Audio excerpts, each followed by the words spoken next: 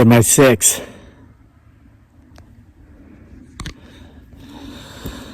Good morning, everybody. As of this recording, of course, I don't know what time it'll be when you're watching this video. Good afternoon or good evening, if that's appropriate. It is getting toward the end of November here. We're just a couple of days away from Thanksgiving as of this recording, and this is much earlier than I usually make these videos. But I came out this morning to uncover our firewood piles because we had some rain a couple nights ago, and we're not calling for rain for the next 10 days. So I want to let this beautiful, radiant sunshine, which is shining right into my eyes, dry our wood out a bit better for us before next time we have to cover it up. Yeah, I'm sitting here with the sun shining right in my eyes for a reason. I'm not going to be able to see much of anything back there, but the shadows should be very clear. There's no breeze, there's no wind, so if you see anything moving, it's not because of the wind.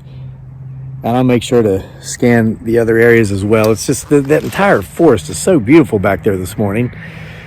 And if you'll notice, we've reached that point in the fall when almost all the leaves have fallen off the trees. Fall is like a bittersweet time of year for me, and I think it is for most people, because at least if you live in areas of the world where you are blessed to have a deciduous hardwood forest, that meaning, a forest filled with trees whose leaves change colors in the fall, then they lose their leaves over the winter, and then they come back out of dormancy in the spring.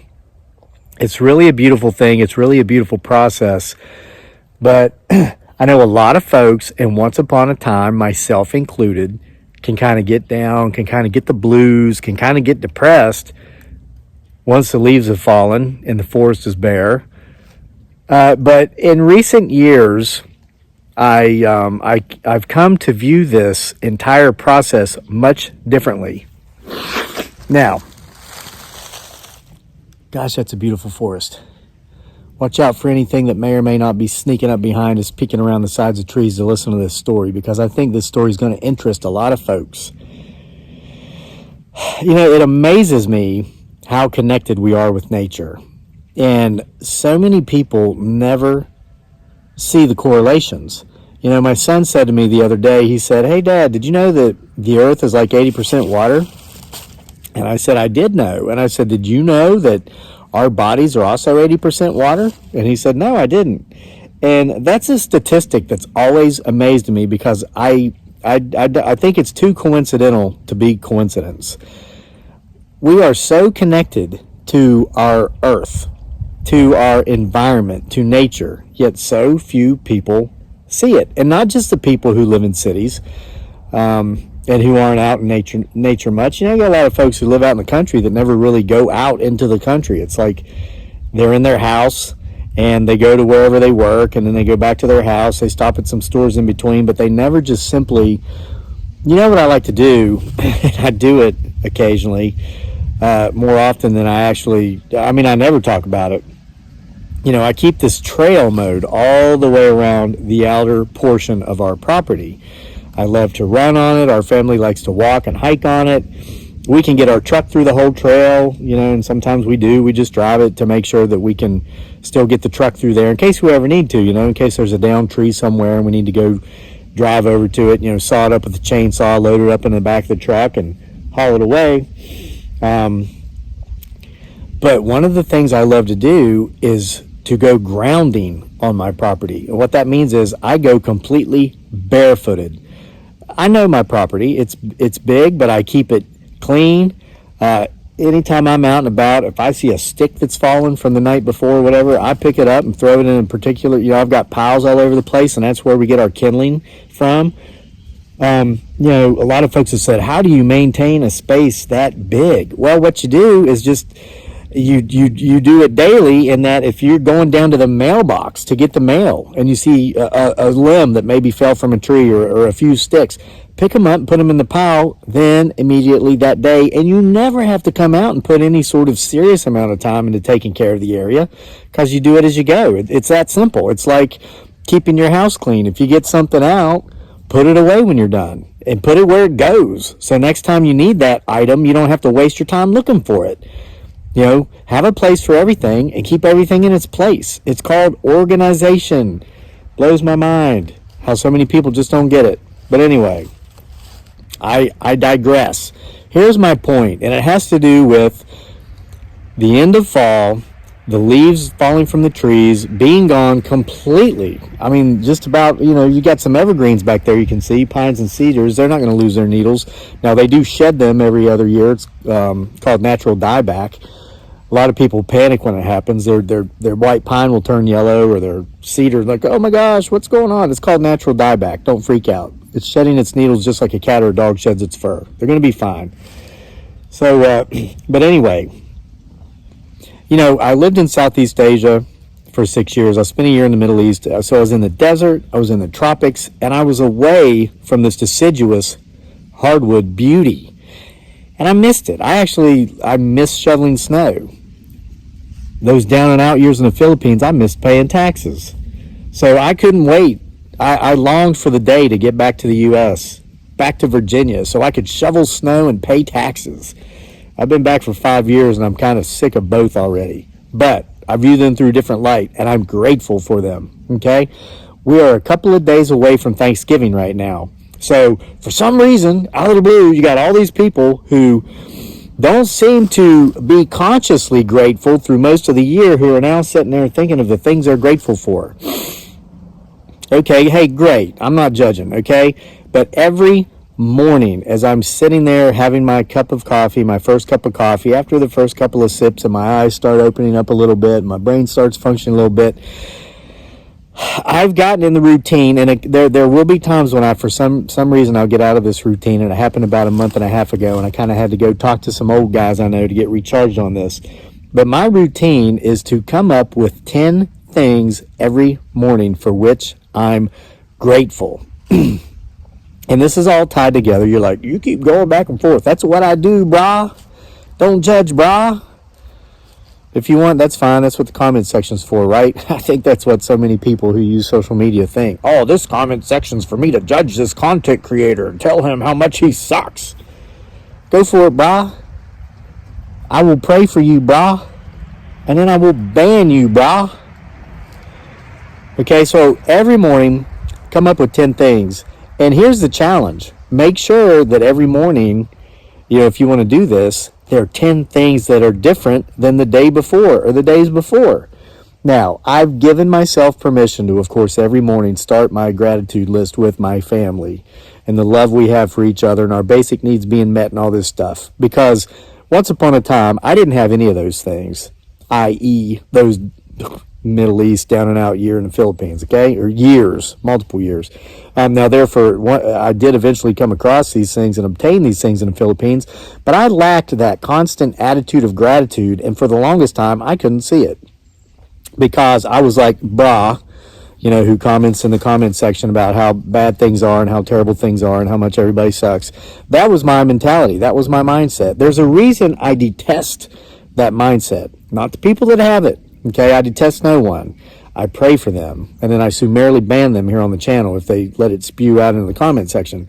But I detest that mindset because I used to have it, and I've shared this before. It's been a while, but I remember just crying on the beach one night, drunk. I was drinking the rot gut Tandawi, and I was lamenting about all the things I'd lost, and my beautiful bride, Dearly, a.k.a. Giggly Girl, was there, and it was pouring the rain down, and our son wasn't even a year old yet. And she said, it's so unfortunate that all you do is focus on the things you've lost and you refuse to look at all the things you've gained.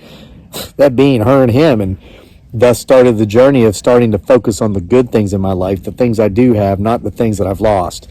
Okay. And with that, over time, I regained that attitude of gratitude, not lamenting what I lost, not getting hung up on what I don't have, but focusing on the things I do have and being grateful for it daily.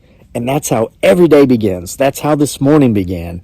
Coming up with the 10 things. And it's so funny. You start this list, you start this process, and what you find is it's like, oh gosh, what can I come up with? What can I come up with? But by the time you get towards the end, you don't want to stop. And my list usually goes to over 20 things, okay?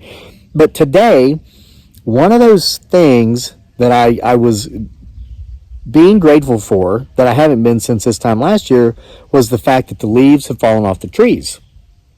Now you're like, I thought that was depressing. Well, number one, for 6 or 8 years, I didn't get to experience that. So I'm grateful to be back to experience it now, okay?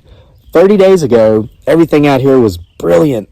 It was blaze orange. It was luminous yellow. It was glowing. It glowed. There was like a glow to the forest. It was so beautiful. There were the reds, the crimsons, the purples.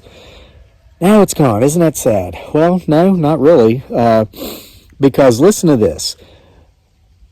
As we are ending this year, we are creeping up on the new year. Now, what does everybody do? Let's say this massive chunk of people who, for that 1 week and the third week of November, they stop and they actually think of all the things they're grateful for before they go back into to spinning the rat wheel, into the rat race.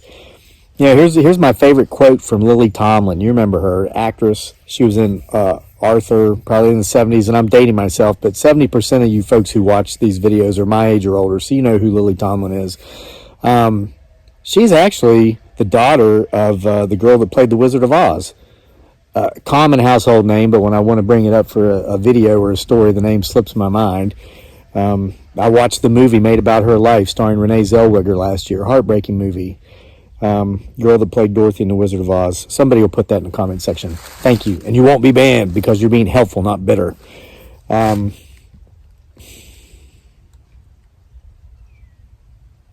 was trying to remember her name. It's not coming to me. But Lily Tomlin said, the thing about the rat race is that even if you win it, you're still a rat. Fewer, truer words have ever been spoken.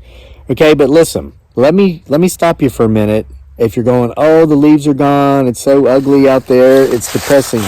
Listen, when the new year comes around, what do? We think of all the changes for the better we want to make. They're called New Year's resolutions. A lot of people keep them for, towards the end of January.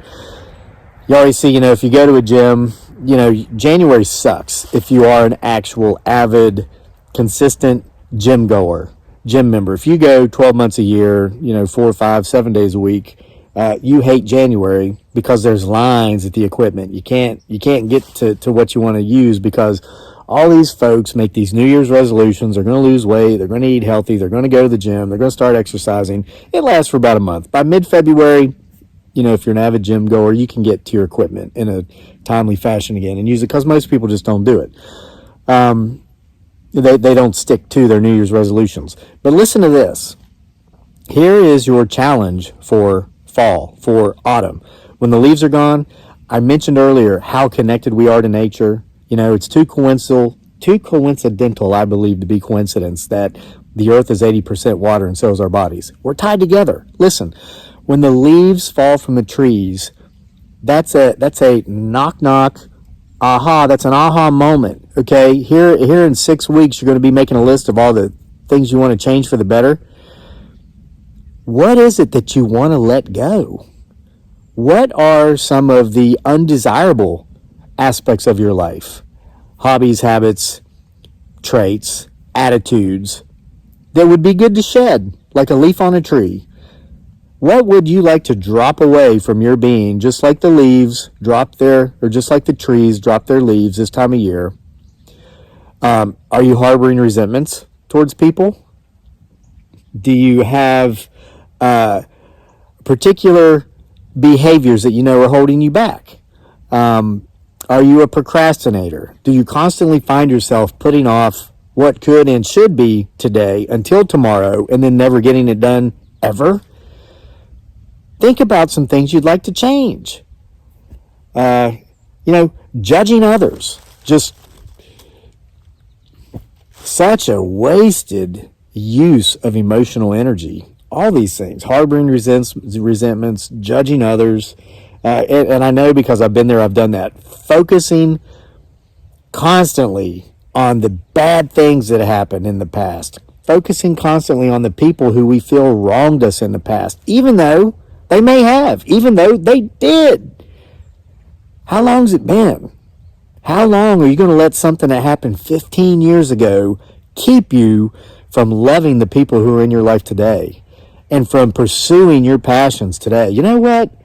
I'm going to say it right here. I'm going to say it right now. We're just a few days away from seeing me do something I wanted to do when I was 15, 16, 17 years old, that I thought would never happen many years after that, and that's win an Olympic race.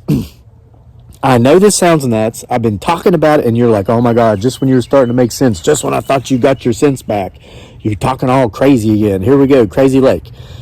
In days, you will witness this guy winning the 2020 Tokyo Summer Olympic 1,500 meter finals this fall of 2020 in my backyard here in Virginia. And everybody's saying the same thing. How is something like that even possible? Well, I'm going to show you how it's possible. Okay? So anyway, I've gone on long enough. There's your challenge. Don't just be grateful the week of Thanksgiving. Challenge yourself every morning to make a gratitude list of 10 things for which you're grateful. Okay? And as the leaves are falling from the trees, think of some things you'd like to let fall from your existence as far as character defects, hindrances that are holding you back. Maybe it's habits, maybe it's addictions. Those aren't easy, brah. Trust me, I know. You know, but here's the thing about demons, though. It's not that, you know, you may never win the fight, but every day of your existence, just keep fighting. See you for more next time.